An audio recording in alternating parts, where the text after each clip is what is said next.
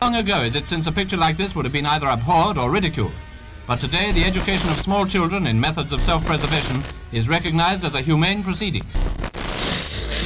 U.S. citizen returning to the United States in the previous 14 days will be subject to up to 14 days of mandatory quarantine. It's the Quarantine Collins Show. This is Laura Grant with Tim Lovett, Kim DeShields, and our special guest tonight on show number 30, Jackie Monahan. Welcome, Jackie. Hi, that's how old I am too. Me too. Welcome. Forever 30. Forever 30. I don't know. That's awesome. It's so great to have you here. Well, virtually anyway. You're in Los Angeles? Mm-hmm. Okay, and we are not. So welcome, and I know it's earlier in your day. You've made time to see us today. We do appreciate it. Also, the music from the lead-in, by the way, is from Langston Hughes III. It's called While Under Quarantine, and they were so generous as to loan that to us. So thank you for that. All right, this is awkward right now. I'm talking a lot. I think we're all exhausted, but welcome, Jackie. How are things going for you right now? You know, somebody put this really well, that like you can't say great right now because nobody's great right now. We're all just like, what's happening? So good. I'm good. I do think optimistically, I think humanity is going to take everything back in the election, and that, you know, we're going to have a better world at some point, where we're one big human family. But I don't know, or the planet's going to blow up. I don't know, one or the other. It's like one. No. Either one. I mean, but I also kind of believe in dimensions, and like if you're like, if you believe in one humanity, you're going to end up in a dimension that everything is better. Or you could end up in the one that blows up. And I don't want, I want to go to the good one. Yeah. But right now where are we? We're sort of in which dimension? We're in the limbo dimension? Are we in purgatory? I think we're switching from, I sound like I'm crazy. But I feel like I'm the only sane one. I think we're switching from the third to the fourth or the fifth. But like people like our president are going to stay in the third. Okay. Well, that's good. Because I don't want him to be in any dimension I'm in. Yeah. This. I'm ready. We're in Revelation in the Bible. That's where we're at. Are. Yes. I believe like every choice you make, you go to a different dimension. So whenever you make better choices, you go to a better place. A higher dimension? I mean, a lower number, I mean? Yeah. I mean, I don't know. I'm listening to this kind of stuff and it makes me feel a lot better. Okay, cool. Yeah. Did they talk about the fifth dimension, the band? Is that part of it? Oh, no. I didn't know. Is it a good band? It's an oldie. You're too young. Apparently. What was their song? What was the fifth dimension song? Something about a balloon. What is it called? My beautiful balloon. Yeah, that sounds like the fifth dimension. See, pretty old. Yeah, pretty old. So we've established that we are older than you are. Anyway, you are an East Coast girl, right? You came from Rhode Island, right? Yes. Oh, okay. I was born in New Jersey. I hate when I tell people that and they're like, "Oh yeah, we can tell." I'm like, "Shut the hell up." They're like, "Oh, we thought so." But yeah, I grew up in Rhode Island. Yeah. Grew up in Rhode Island, which is I had my period there. I feel like that wherever you have your period is where, well, if you're a woman. Oh, okay. I'm like, I'm from no place. That's where you're from. You're from the fifth dimension. Yeah, right. Yeah. So Rhode Island, and so you started. Tell us a little bit about like what it was like figuring out that you were funny growing up. What was that? I don't know what, like, I feel like I was funnier before anything. But my first memories of being like, I was 3 years old and I have a crazy past. My parents left me home alone when I was 3, and I would do crazy things to get back at them for it. Like I would scream that I was going to jump off the second floor, and then their friends would be like, you better go back. Like she's gonna jump up. Then they'd be like, she's kidding. Oh my and then, God. and then I would run downstairs and be like, I jumped, but I really like didn't. And then because they had tennis courts, like we lived in a condo, and way down the hill there was tennis courts. So they left me home alone while they went and played tennis, and I would be for hours. Okay, Wow. so These are my type of parents. yeah. So Kim then, is that parent. yeah. So and then my mom, we would be at the grocery store, and she would be like, Jacqueline, pick out your breakfast, like what cereal you want, and I'd be like, just don't hit me again. Shit. You're a dangerous kid. Yeah, Dangerous kid. she didn't know what to say. Like she was just like, because she couldn't, like if she said I don't hit her, people would be like, she hits her, you know. But she didn't hit me. My dad hit me. She's not. Oh my God. I hated my dad, but I hated my dad so much that I tried to get rid of him. But also, like I would prove that, because he had a mustache, right? And he would never be home, thank God. But when he was there, I just hated him so much. Like I don't have a memory of not hating him. But when I would see people with a mustache, I would run up to them and be like, Daddy, Daddy, Daddy, and grab their legs. Oh my God. My mom would be so embarrassed. Oh, I loved it. And yeah, so she would be so embarrassed. But I was showing her, like, when I see my real dad, I don't do that. Like, why she didn't, you know? Right. Connection. Like, it's hard. Yeah. But this is all, like, I don't remember thinking this stuff up, and I was really young. And so then another, I only know about this stuff because I would hear my mom telling people. You've blacked it out completely. Yeah, I mean, I was too young really to remember. I was 3. Yeah, wow. And she would tell people, and I would hear them say, she's a comedian. And I was like, what? And finally I was like, what is a comedian? You know? And then, so one time my dad came home from a business trip, and I was 3, and I was like, I'm like, Mom met this guy. He told me to call him Uncle so-and-so. We went here and there, and I described him completely. And I was like, oh, we had so much fun. And then my dad started packing, and my mom's like, you just got home. And he's like, you're obviously seeing somebody else. And my mom started laughing and was like, she's making that up. And my dad was like, she's too young. She can't be making that up. And then my mom was even like, what, was she schizophrenic? She didn't know, like, because I was so good at lying. Wow. 3 years old, being able to put together all the soft points there. Like, okay, we call him Uncle. And yeah, that's a lot. Were you watching a lot of soap operas maybe? Probably. I bet I was. I had to have been. Where would I get that? Oh I must have been God. watching them with my mom. Amazing. You have a Amazing. cool voice for comedy too. You remind me of Fran Drescher, I think, a little Oh, bit. thank you. Is that a compliment? Okay. It is. I love Fran Drescher. I love that so do show I. too. Yeah. So do I. Yeah, Love her to I've death. read her books. But I love that show. I remember people would tell me about that show, and I'd be like, ew. The And then- Nanny? Yeah, and then finally I watched it, and I loved her. It's really good writing. Excellent Yeah. writing. It is good writing. Yeah. Yeah.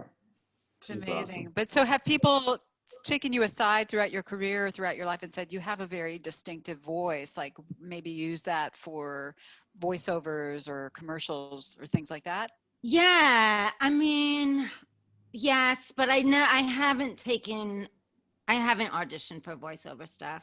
No. But I do have a podcast now, Oh, please tell nice. us what it's called. The Jackie Mo Show. The Jackie Mo Show. And we've got it posted on our live stream right now. So in case anyone wants to take a look.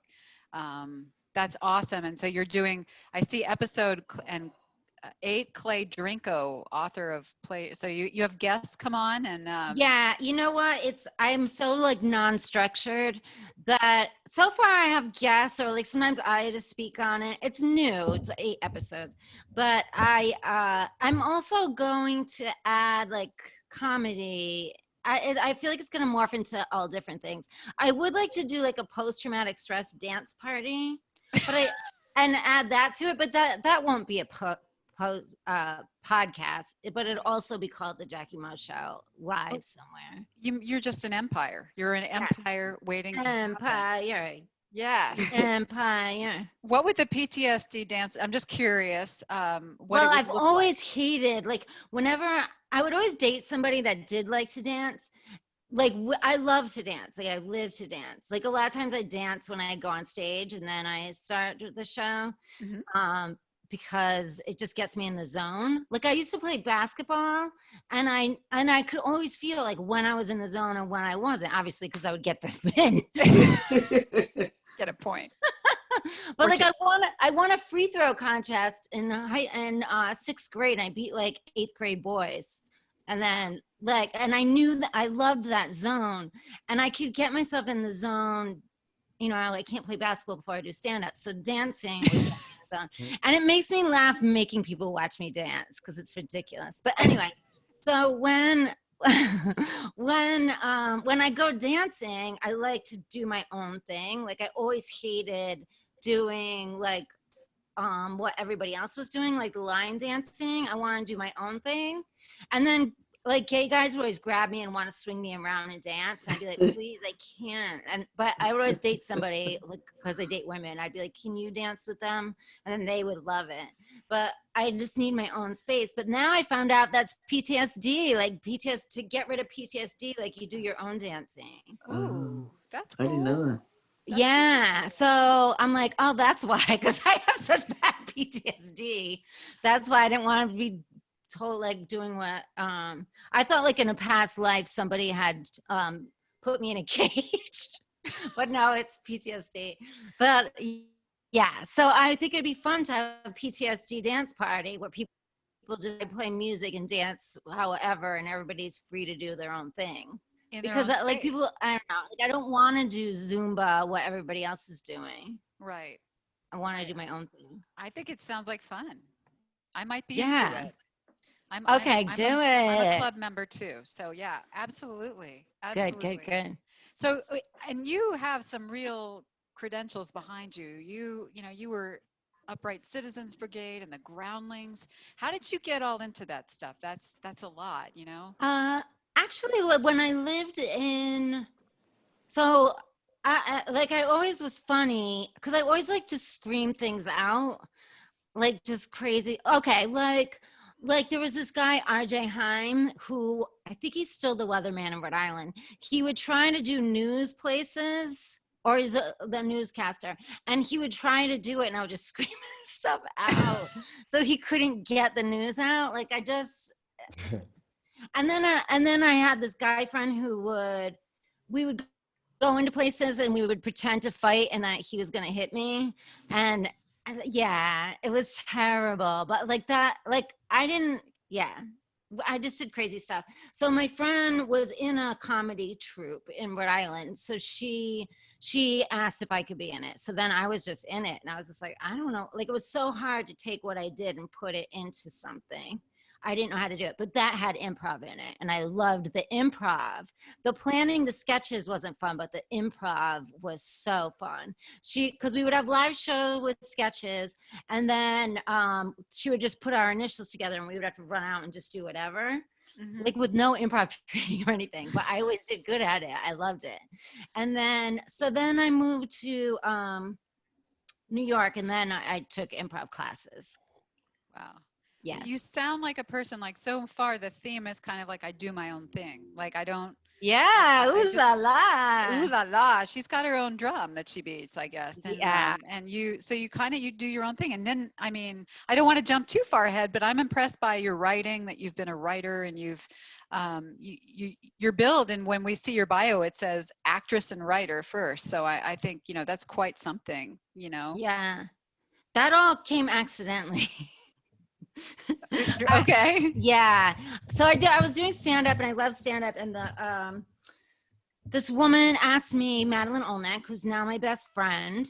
She found me online and met me and asked me to be in her movie. And I was kind of like, I don't know. And then I saw some of her shorts and I loved them. They were really good. But I wasn't interested in saying other person's words. Like I just wanted to do my own thing.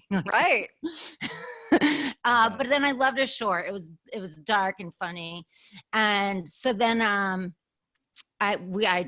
so my first acting gig ever was in a feature, and it went to Sundance. Wow.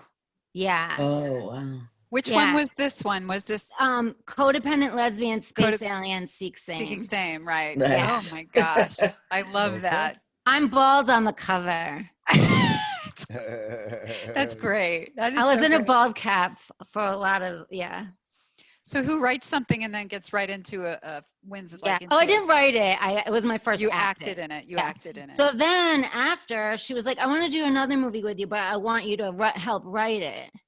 And then, so then she taught me her writing, and she teaches writing at Columbia. So she taught me this like great writing technique, which I can teach you guys if you want. Sure. It's called automatic writing, and you can get it. Natalie Goldberg teaches it too. And she has a bunch of books about it. So I read one of the books. It's called Writing Down the Bones. One's called Writing Down the Bones, and the other one's called Wild Mind. Okay. And so I read those, and then Madeline and I wrote together. And yeah, so then we wrote a movie that was going to be a short, The Foxy Merkins, and then it ended up being a feature, and then that went to Sundance. So my first writing was a feature at Sundance. Wow.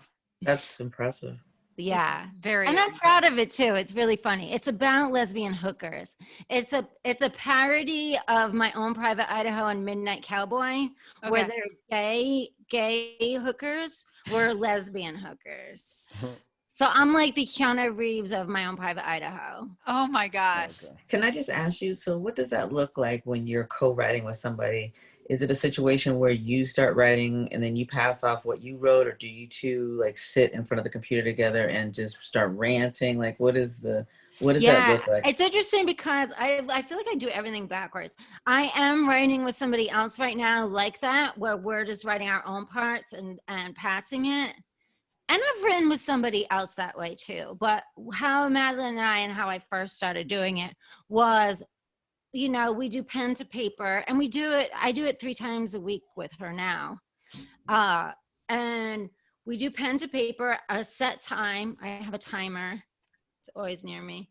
It's for special needs. It's for special needs kids.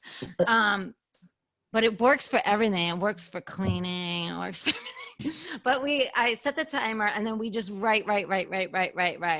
And we don't criticize ourselves. We just write whatever. It's like morning pages, but Right, but what is the parameters like? So you just say to yourself, you just write whatever comes to your mind? well, sometimes, the first morning is like the dump. The first one's like the dump, but we could also, or sometimes if we don't have anything to dump, we do, we take a line from a novel or a quote, or like Hemingway, one of his quotes is bleed onto the page. So we just like get it all out. But so then we read it to each other, and then we take down images. Like she's been doing this writing forever. So that's how she came up with Codependent Lesbian Space Alien Seek Same.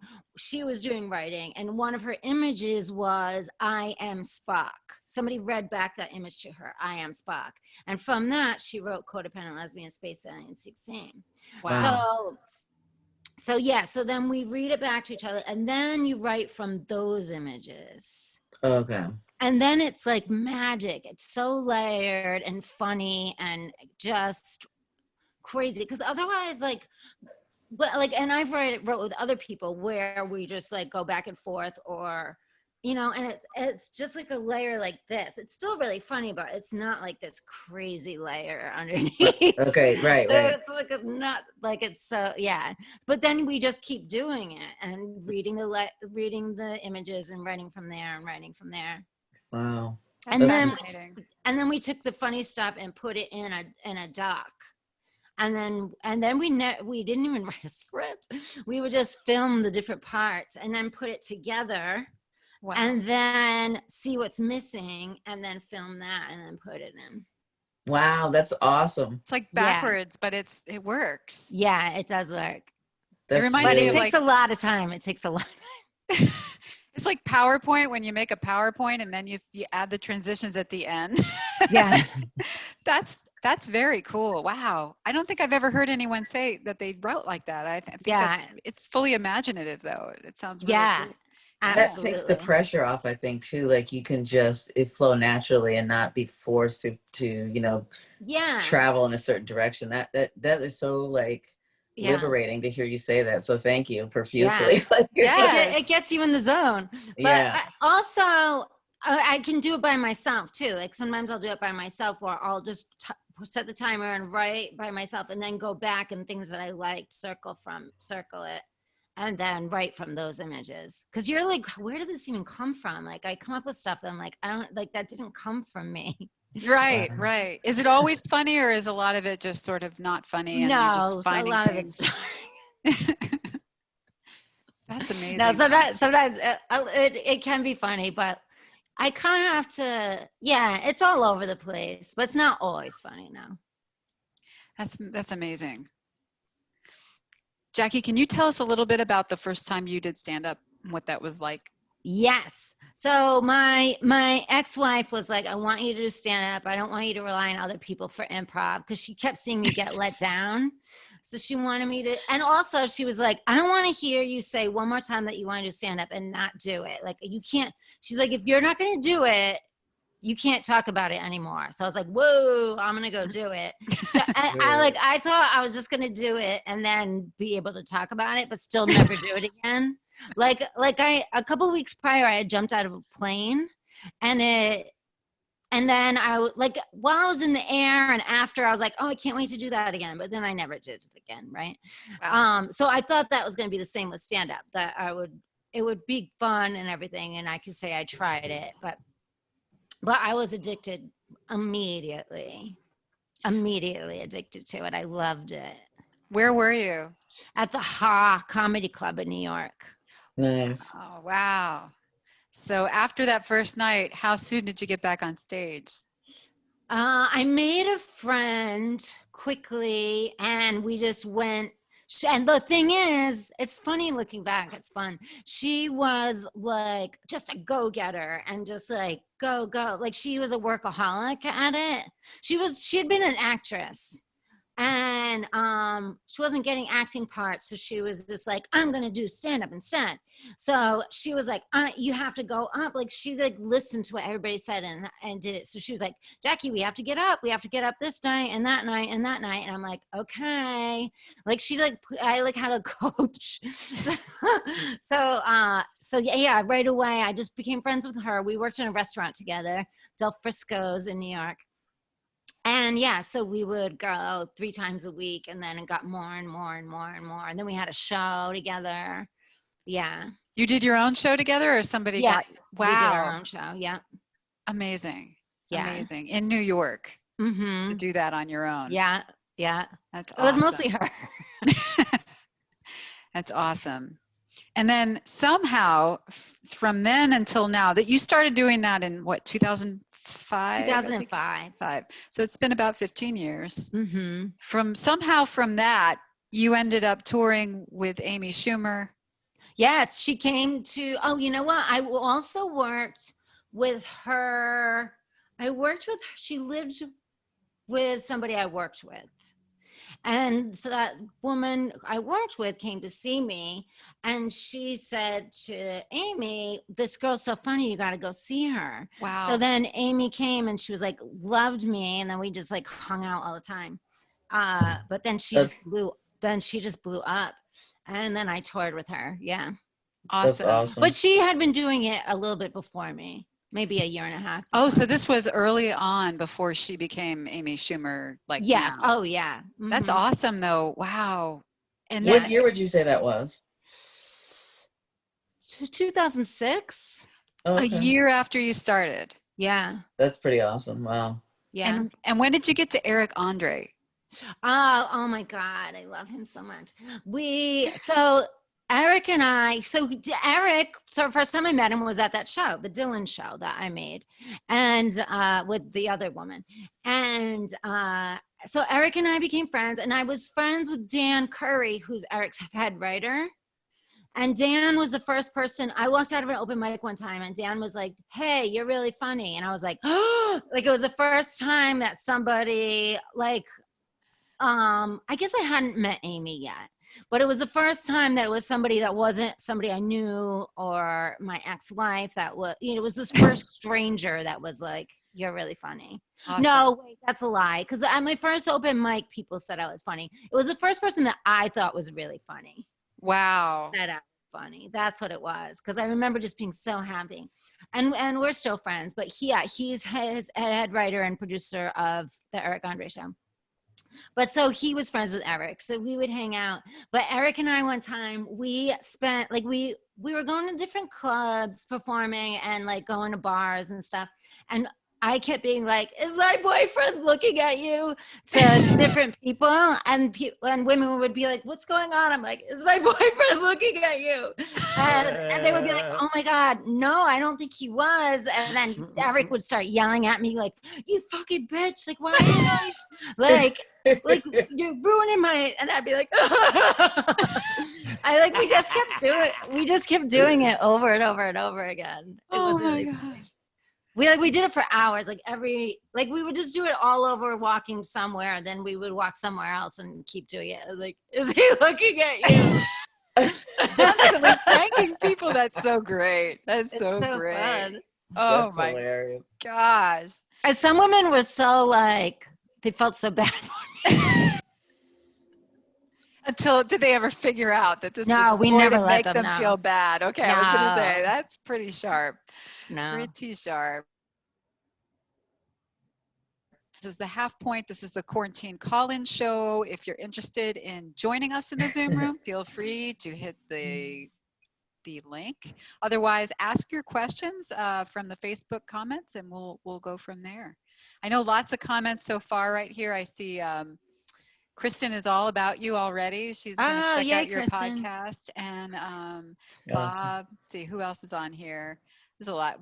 Sometimes I can see the comments, and sometimes I can't see them until later. So guys, if I don't see them, just keep writing your same comment so I can see. I don't know what the hell that's about. So I want to take it back to a point earlier in the conversation when you said about when you dance by yourself, that's a sign of PTSD.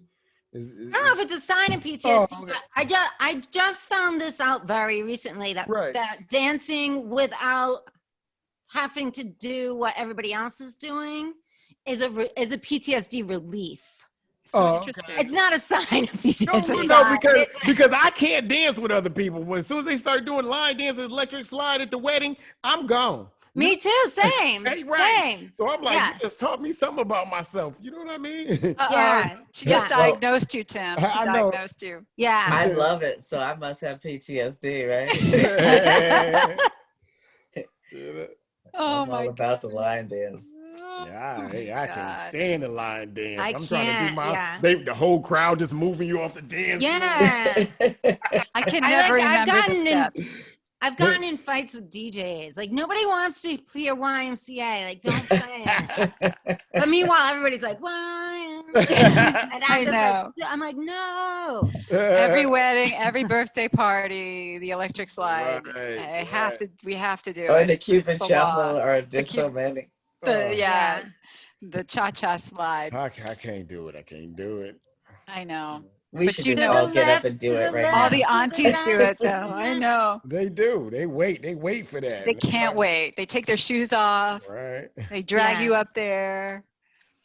The best part is you don't have to think, though. You just do this one dumbass move and you just keep doing it. But for I have me, to it's think. opposite. Like, I have to really think because my body wants to do its own thing. Right. You are your own woman, Jackie. That's something that I like about you very much. Can you talk a little bit about this? I know there's been movies, and I know you were involved in this. Since Emily Dickinson is so central to where we live, she was in a movie about Emily Dickinson, and I just No way. talk about it. Yeah, with guess who? With Molly Shannon. Oh. You played her sister, Lavinia. I play right? Lavinia Dickinson. That's so awesome. Isn't that crazy? And Lavinia Dickinson, this is true. Lavinia, it doesn't come out in the movie, but I mean, you see in the movie that she was going to marry somebody and he is with somebody else, but you don't find out the reason. The reason in real history, Lavinia was dating this guy and they were totally in love with each other, but he thought that she was too fun and that life wasn't supposed to be that fun. So he married somebody more serious and broke Lavinia's heart. That's sad. And then Lavinia, like she was kind of ruined for everybody because everybody was like, they were like, Lavinia, obviously they had sex with him. Oh shit. So then nobody wanted to be with Lavinia. So she was alone and a cat lady. But they said she was still really funny. Like she still like entertained people where Emily wanted to be by herself and writing. But also she had a very active sex life with her husband's wife and with some other woman. Wait, but with Emily's husband's wife? Sorry, her brother's wife. Oh. But they started the relationship. She only married him so she could be closer to Emily. So everybody called her a recluse, like a boring recluse, but no, she was fun. She was fun.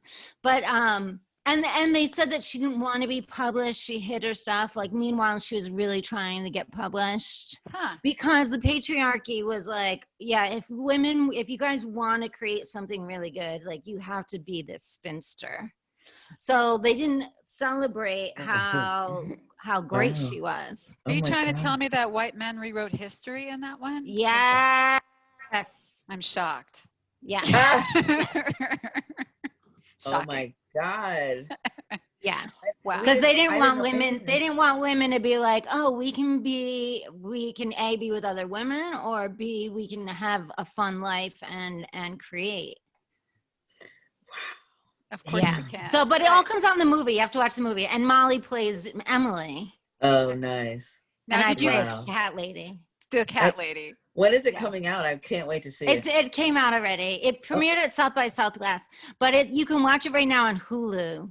Oh, cool. Great. Okay, I'm going to watch that as soon as we get off this damn thing. Oh, good. Yay. All right. You said they filmed it here. You said they filmed it here. No, they filmed it. They didn't film it there, but they had a screening. They had a screening at her house. Oh, wow. Really? Is that in there? How do you know more about what's going on in Amherst than me? I know, right? Oh my God. Yeah. And but this is a weird thing about the way they filmed this movie, right? But this is fascinating to me. Tell us about how many weeks it took and like. Oh, it took a long time. Well, we filmed part of it here in LA at the Heritage Museums. And then we filmed part of it in Greenwich, Connecticut.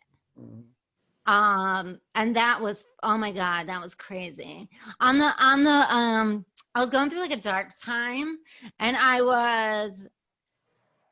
Madeline sent like a driver for me at JFK, and I drove to Connecticut, and I was looking at all the giant houses in Greenwich, and I was just like, oh, I did something wrong. Like, why didn't I just marry a stupid guy and live in one of these houses? Like, what was I thinking trying to go after my dreams, you know?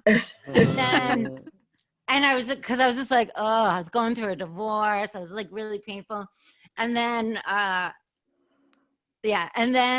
so I shot a little bit in the beginning of the week and then in the end of the week, and Madeline was like, surprise, Jackie, like people in the neighborhood, like people in the town had said that the actors could come stay with them in between shooting. And I was like, oh God, this sounds terrible. But it was like the universe was just like, you asked for it, you got it. Yeah. And I became the Real Housewives of Greenwich, Connecticut. Oh, nice.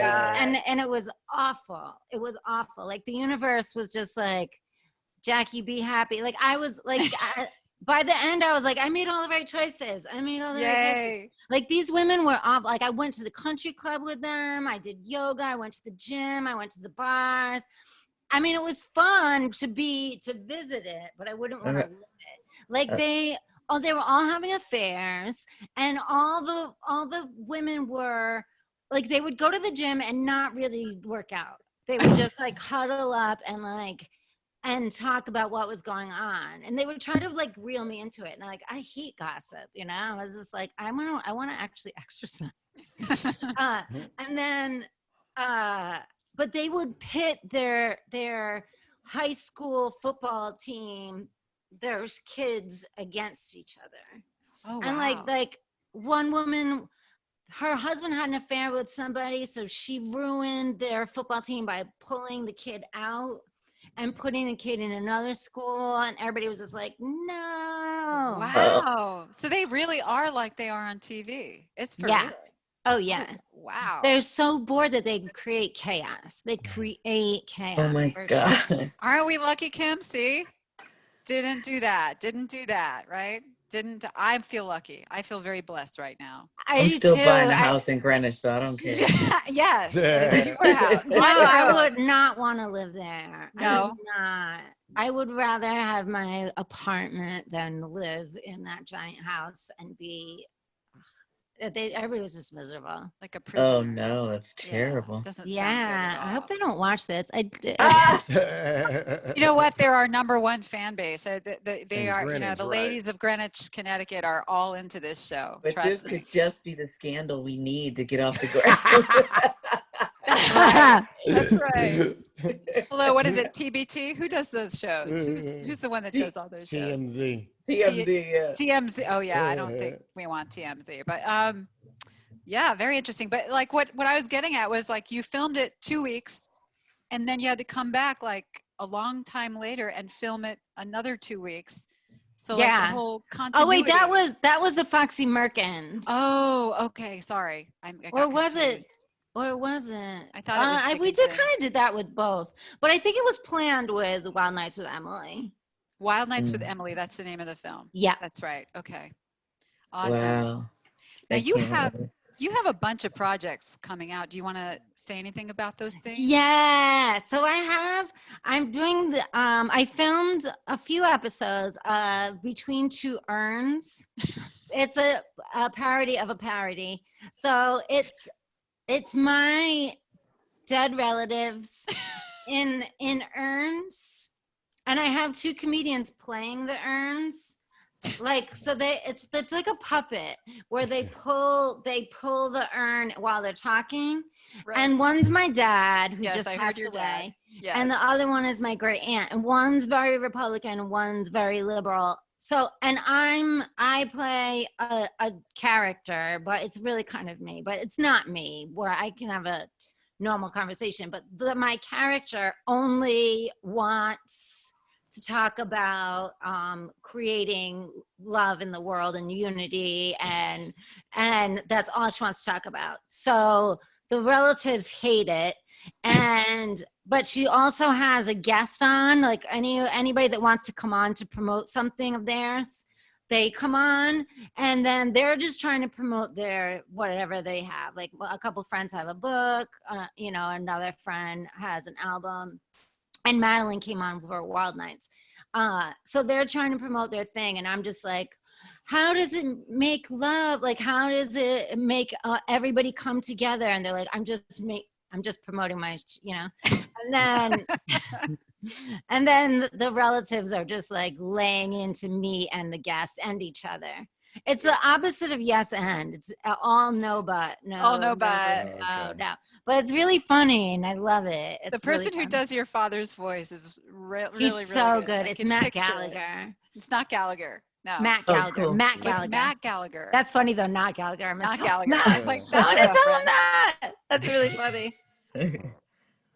I have a hearing problem. That's I know I have awesome. a pronunciation problem, but it's funny that you brought him up, because I have another project with him and his wife. Gallagher? Teresa. Yep, Matt Gallagher. Matt Gallagher. Yes. Yeah, not Gallagher. Imagine all of a sudden I like leave and I come back with a sledgehammer. I'm like, no, Watermelon. Gallagher, no. I put plastic wrap on the computer and sledgehammer everything. Condom over the camera. Oh my God. That's Like funny. you heard it right the first time. Yes. But Matt, myself, and his wife wrote a movie. We wrote a script. It's actually it's a series, but we made it into a friend of ours is a director, and she wanted to direct the short, so we made a movie. So it's called Honey and Clover: A Recipe for Disaster, and we are adult child stars. We were child stars, and then we were on a show called Rink Inc. And it's like I don't know how to explain it, like Kids Incorporated or something. Like we were child stars, and then we both like got messed up with drugs and alcohol, and then we come back together at Star World. So so we made a short about it. So it's That's coming funny. out, but we're putting it in festivals right now. But I'm very excited about it. Oh, I had a Sounds stunt great. double, so it looks like I'm doing all this action stuff. It's not you? It's not me. Wow. Wow. So who finances these movies that you make? Are you God. doing it? No. God. Okay, good. Not me. Well, Madeline, for One Night with Emily, Madeline got a Guggenheim That's awesome. grant. A grant. Nice. She won, yeah, and then she won. She put together part of the movie and entered it in a contest, another contest. So she got the Guggenheim grant, and then she entered it in a contest, and she won that. And Nice. that contest, they gave her like sound. They just gave her parts like colors and stuff for that cost a lot of money. And with Wild Nights with Emily, my co-writer in that and producer, she's amazing. It's Teresa Gallagher. She plays Honey in it. She's an amazing producer. She's producing all sorts of movies right now. I don't know how she does it. Like, it would give me so much anxiety, I would die. Is she related to Matt Gallagher? Yeah, Okay, it's his wife. Okay. And she also she did a Kickstarter with great awards and stuff. Yeah. Okay. That's great. And so then, but my Between Two Urns, my friends volunteered. And so I had a lot of volunteers for the camera, for set design, for director. Actually, I told my manager about the idea, and she was the one that's like, let's do this. It was just my idea. That's and then awesome. she was like, let's do it. So she helped me put it together, but it was really me asking a lot of favors. Nice. Okay. Yeah. I'm asking just, for filmmakers, writers, how, they can get their own thing produced. It's just about really wanting to follow through on it. For me, like, if somebody tells me I can't do something, that's when I'm like, oh, I'm going to do it. But yeah. That's great. What do you That have? is. What are your things that you hope to accomplish? Like, what are the things that have not yet been done that you really There's want to so see? much. There's Yeah. so much. So much. I mean, I really do feel very passionately about people, like for myself, like being the change that I want to see in the world. I want to see people loving each other and helping each other and being kind to one another. That's what I want to see. Like your character, yes. Yeah. So I'm just passionate about creating more and more stuff like that. That's awesome. Nice. Yeah. And so now I'm doing more of that with my stand-up. So I'm going to do another special. I have a special on Amazon Prime. Oh, That's awesome. What's it called? It's called These Lips. oh, cool. Okay. I'm gonna check that out tonight. It's all old. I mean, it's not old. I filmed it 2 years ago, but the jokes, I'm sober now. Okay. 3.5 years, but I filmed it being 1.5 years sober. But all my jokes are from drinking because I wanted to use those jokes. Right, Yeah, of right. course. So I'm sober in it, but my jokes are like that I'm on half a Molly. And but so I'm ready to do a new special. So we'll see what goes on with that. But I'm excited because my new special just has like more meaning for me.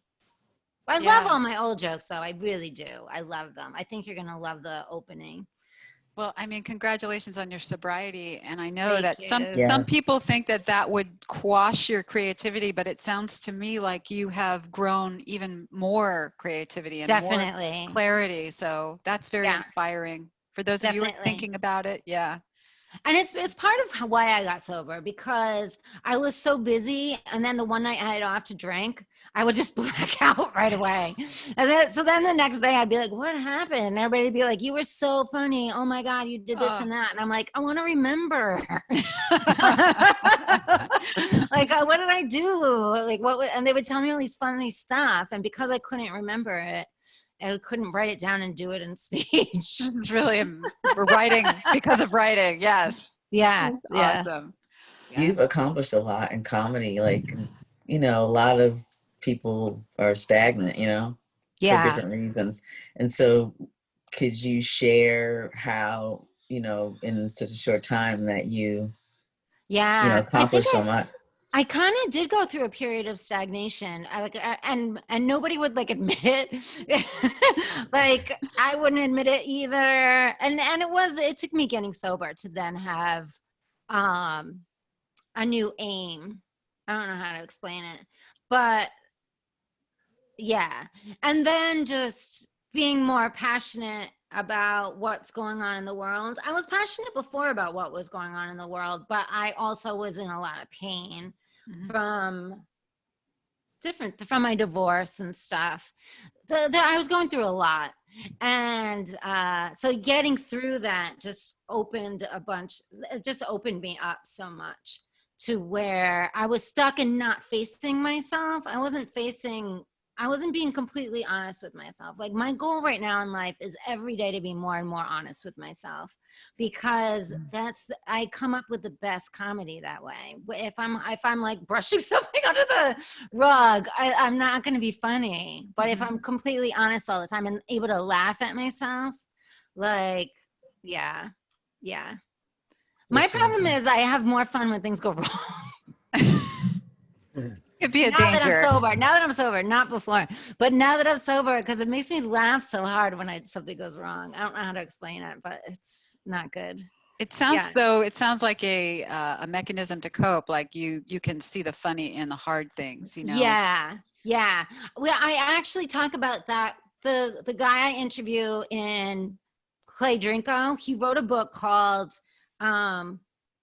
Playing Your Way Sane, and it's all improv games on how to live life, and and one of the games is to like find the silver lining. Cool. And so that's kind of like what my brain goes to. Like, as soon as something terrible happens, I think of something like my dad. Right when he died, I was just like, I got so much attention. I was like, I wish I had more parents.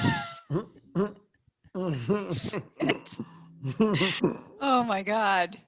You're so funny, but in a way that it's like, it's like funny to laugh about this, but I know there's pain in there, but I get it, you know? But I believe that our souls, like, nothing touches our souls. Like, so I do adult children of alcoholics too. And, you know, I can hold on to things that have happened to me and just be like, oh God.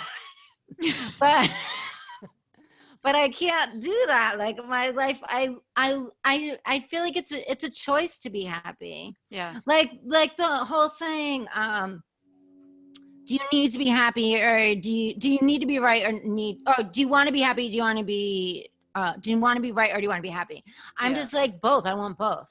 But then when I can change it to, do you need to be right, or do you need to be happy? I don't need to be right whatsoever. I need to be happy.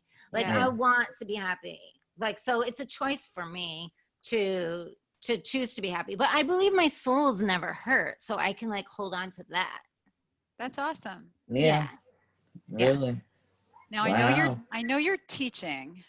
Yeah. You've been teaching stand up also, right? Mm-hmm. What Excellent. isn't that Yeah. cool? Like Yeah. Kim, we keep running into folks that are Yeah. teaching. Teaching. Yeah. Come. It's a good thing. Yeah. Ooh, I was just thinking I should make TikToks of teaching it. Oh my See, God. another project. You're welcome. Thank you. Yeah, you got it. Oh my what would God. That's going to be fun. what kind of advice would you give to those starting out who are just starting to learn how to write? What would you tell them? To not try to be like anybody else, try to make your own thing. Because trying to be like somebody else, but at the same time, if you're really nervous, if you have stage fright, then sometimes it's good to, in the beginning to like to think of somebody you really like. I don't know, like Anthony Jeselnik. He wanted to be a comic, and he studied Deep Thoughts by Jack Handy. Oh yeah. Mm. And it's so funny because his Jack Handy stuff is so like normal. But compared to Anthony's, but they are both twisted. But Jack Handy was like one of my favorites too. Yeah. So in the beginning you're gonna go like have a style that you like, but then you gotta really be yourself, because then nobody can steal your stuff. And then yeah, and in the beginning people told me that I was like, people were telling me all stuff that I had to do to be a good stand-up, and I was like, I don't want to do any of that. I was like, I just want to make myself laugh, and then everybody will laugh.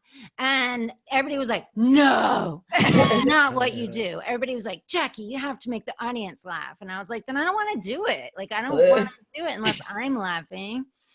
So I really encourage people to make themselves laugh, because you're not going to have fun. And like, it's about having fun. What's the point?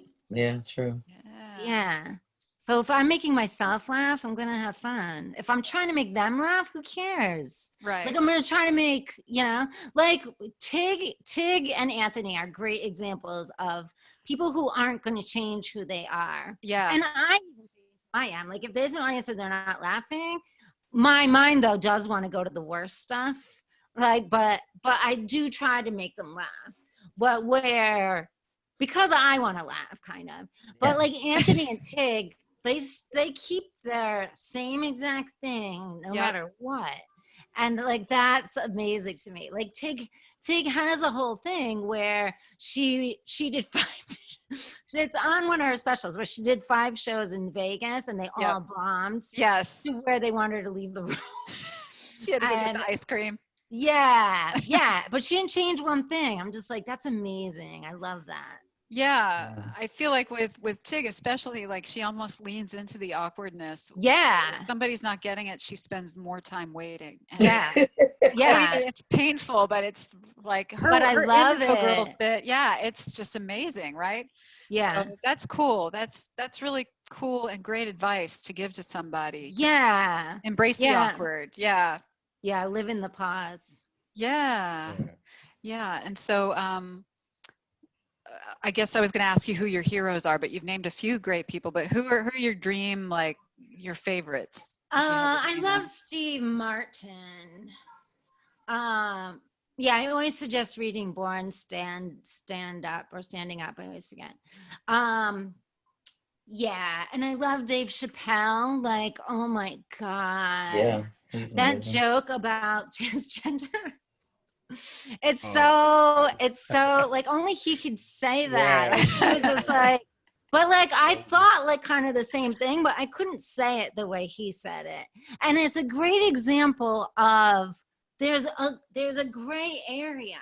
Yes. Like how he talked about how the gay guys in the front of the car, like, I'm getting to the finish line, and then the transgender guys in the back seat, and the gay guys just like, come on, like, wait till I'm at the finish line. And oh God, like I was just like, when he was saying it, but it's so good. And so there's a truth to it that's beautiful. Yeah. But it's still, I know why people would be offended, but it's not meant to be offensive. It's a truth. And then the questioning, going up to the door, being like, I don't know why I want to get in this car. Yeah.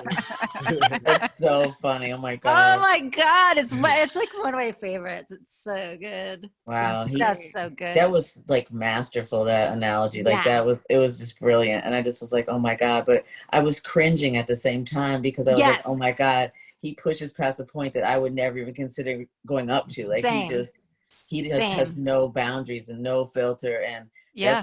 that's true freedom. Like that is, Yeah. Exactly. Yeah. that's It's everything. mhm. Yeah. It The really he is. rapes, but he saves. That one, I think, I nobody feel else like could say that one. I feel like you could do anything as long as it's funny. Yeah. That's my, I believe To that. you. Like, you know, Yeah. 'cause, Yeah. Yeah. See, when I was 21, one of my best friends died of cancer. And I could not hear jokes about cancer for Sure. so long. And people would be like, come on, Jackie. So I was kind of a hypocrite. I really was. Mm. So I have to remember stuff like that. Well, Yeah. I mean, What's hard when my sign's cancer? Wait, so your sign is cancer? Oh my No, God. so now I have a lot of jokes about living with cancer because it's my sign. Oh, okay, got you. But it was years before I could make jokes about it. So I am sensitive to people who aren't going to find things funny. Me too. I care. I just feel like Yeah. some people just don't literally care. Yeah. I think she's Right. talking Right. to you, Tim. Yeah. But if your joke's funny, I think it's important to tell it. No, yeah. Yeah. But Wow. I think if it's in the spirit of trying, of comedy and you're trying to be funny, that's what Yeah. I believe. Like, you know what I mean? Like, you're not trying to hurt no, you're trying to take a situation and you're trying to, Yeah. not laugh at it, but you know what I mean? Find the humor in it. Yeah. Find the humor. Like it was his point of view and it's very valid. Right. Like he was probably sitting there like, oh man, like maybe he had a gay friend and his gay friend it said it. Maybe the gay friend said it like, oh man, we were almost there. And then so there's some truth to it. But also it's the intention of the joke. The intention wasn't like, let me offend somebody. Right, it wasn't malicious. Yeah. Yeah. Right. Yeah, it's always the intention, where your intention is. That's in life too, right? Like sometimes I don't know if I'm being selfish or sticking up for myself. And then I'm like, oh, what's my intention? If my intention is based in fear, then it's selfish. If my intention is sticking up for myself, then it's not, then it's coming from love. It's not coming from fear. Yeah. Okay. Got any more questions, guys? We're everybody pull out your crystals. Yeah, right. Sorry. Oh my God. But put them in quietly, the I have one. moon. Well, I usually always ask this question, like, what have you been doing since the quarantine? And did you think things were going to stop? And I mean, from everything that you said, it's just like, it just seems like you never stop. I mean, like you just wake up in the middle of the night with a new idea or, know, something, a new script. Like, I don't know when I wrote it, but I got this script that I wrote. So I just want to say that, I mean, from what it sounds like, I really admire your work ethic. And, you know what I mean? I look forward to seeing all the projects that you mentioned, and I'm gonna go back and look at your stand-up. And Thank you. I think you'll like it. Yeah. What have I been doing in quarantine? A lot of writing, stand-up shows.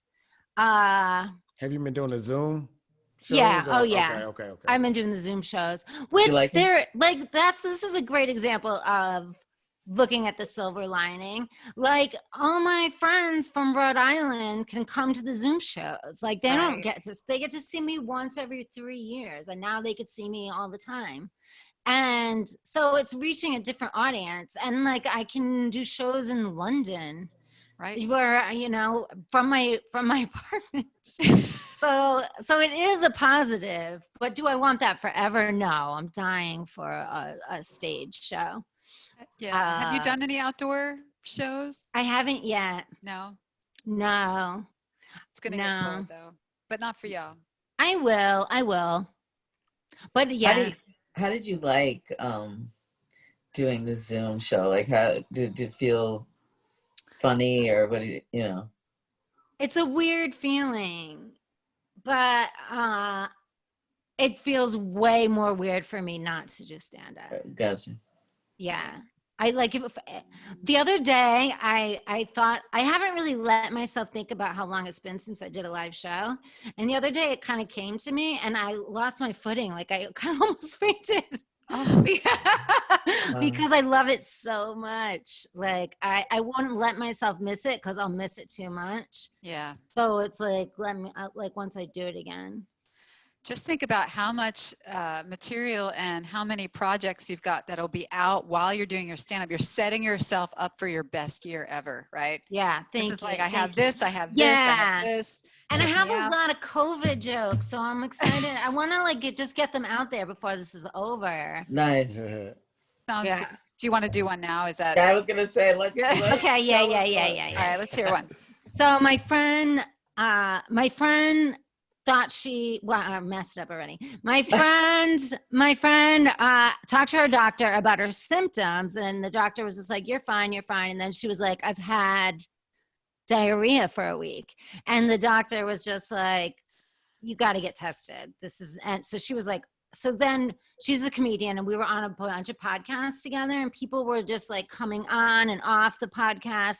And she kept telling everybody that like all the other symptoms are not a big deal. The diarrhea is a big deal. And then she would tell them about so much detail about the diarrhea. So she got the test back. Turns out she did not have coronavirus. So I just heard about regular, everyday Jan's diarrhea. Jan's normal diarrhea. Yeah. I'm worried about Jan now. I think I'm a little worried. She needs And to I eat keep more. changing her name in it, and then she hears it. She's like, "That was me." And I was like, Oh my God, she's famous, and so Well, is I her gotta tell you, diarrhea. Jackie, I have a Jan of my own. Oh man, who's that, Tim? Who are you talking about right You now? know what? Don't do it. Jan. I think you got Jan, two of us actually. I've been talking about menopause online now all the time. So, but yeah, I appreciate Jan's diarrhea. I really do. Yeah. I do. Jackie, it was so wonderful to have you It with was us. so great meeting all of you. Thank Yes, hope you. you come back. It's great. And when we're back to being around everyone and Yeah, I want to flying come to the free, Iron Horse. please come and let's do this. I don't know about the Iron Yeah. Horse, but please come and we will do something. Yeah, let's do it a show at the Iron Horse, all of us.